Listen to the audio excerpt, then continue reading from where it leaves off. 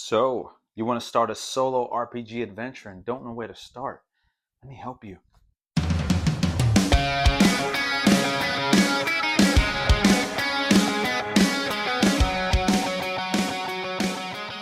Hey, adventurers, before we get started, this is added after I recorded the rest of the video. But I wanted to ask you who are watching this and comment down below, please.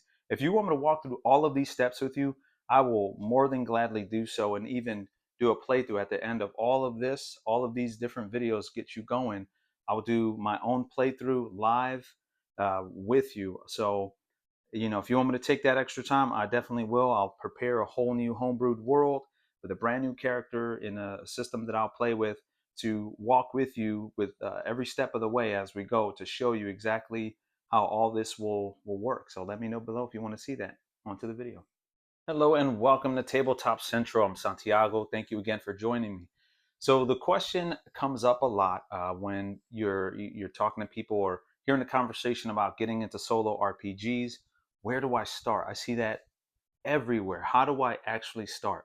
Well, we can't just jump right into it. This first video, which is going to be the first part in a few videos of helping you get started, is about the preparation phase. So let's jump right into it. The first thing you're going to want to do is decide the kind of game you want.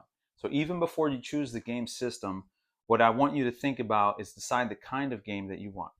So if you're either a veteran of RPGs and you've played tons of games, you've DM'd and or played in a bunch of games before, you might have an idea of what I mean by this. So there are, to me, four pillars of role-playing games.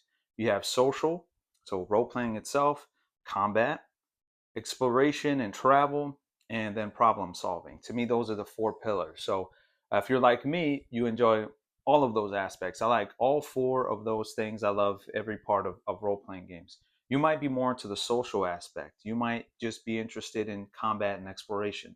Either way, what you need to do is figure that out, what you enjoy or what you think you might enjoy. If you're on the other side of that spectrum where you've really never played role playing games and this is your attempt to try and get into the games, think about that, okay, before you start. The next thing is that all of those aspects could have subsystems. I'm not going to cover those today. Those are going to be in future videos where I want to show you different ways to handle all those different aspects of the game. But just keep that in mind because it'll add to what I think you'll need at the table. Okay, so on to the next part of preparation is outlining your world or world building, as you might call it. So there are some tools out there that could help you do this. You could use Chat GPT if you're into using that. Sometimes I do it outside of game, getting prepared for a game. You could get something like this. I just got this off of Amazon. Has a bunch of different questions to help you with any setting you might be wanting to do, post-apocalyptic, sci-fi, fantasy, whatever you want to do. And I have some notes here for you. So first off, it could be based off of a known universe or a source guide. So it could be Middle Earth, it could be the Forgotten Realms or Westeros. You could be doing sci-fi. It could be in the Alien universe, or you could be doing something in Mass Effect or Walking Dead, depending on your system. But if you choose a known universe, a lot of the questions you might have about the world are already answered. So, for example, in Middle Earth, it's a fantasy setting, but it's more medieval than it is, lots of magic and spells being slung around. Unless you're Gandalf or one of the other Astari, you're not really going to have a lot of spells and things happening. You'll have more heroic things happening, and thoughts of valor and things like that are going to be more prominent in your game versus you know the typical high fantasy role playing game where you might want that. You might want airships and interdimensional travel and all those kinds of things. So think about that. You could decide to homebrew, and if you're going to do that, then here's some things I want you to think about. Again, you could do one of these books where you're establishing your world, or maybe you have something in mind, or you've worked on a homebrew before. But if you haven't, here are four things that you could look at: peoples, politics, powers, and pantheons. So the peoples, are there different races in the world? How many are there? and maybe start with some, and maybe there's some that are unknown. What kind of languages do they speak? Do they all know common, or some of them, aggressive towards each other? Politics. I know we want to try and keep politics out of the games, but most of the time, even in fantasy worlds, there are different factions or organizations or criminal syndicates. Just think of it as the different, powers that be. Okay.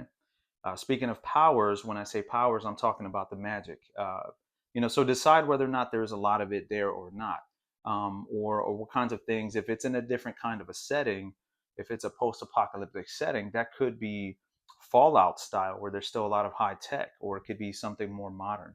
So you want to think about those things. And then pantheons, that is something that is in a lot of games. You'll see, everywhere from, again, using Westeros as an example, or Middle Earth, there are still some sort of belief in gods and higher powers and beings and things like that. And that'll add some flavor and some context to a lot of the things you're going to be doing in your game. Okay, so the last part is choosing your system. This is the game that you're going to play, the rules that you're going to be using. The first thing is to keep the kind of game you want in mind. As I mentioned before, you might be interested in social interactions, combat. All these game systems will lend to different ways of playing, and some are better for others. So for example, D&D is more of a combat related system, especially like 4th edition. So if you want something more open-ended, you could use something like Savage Worlds. I found that the Lord of the Rings RPG sticks very close to the source material. It has some different mechanics from other games. It has like this council system where you're trying to get in front of peoples and convince them of different favors and whatnot.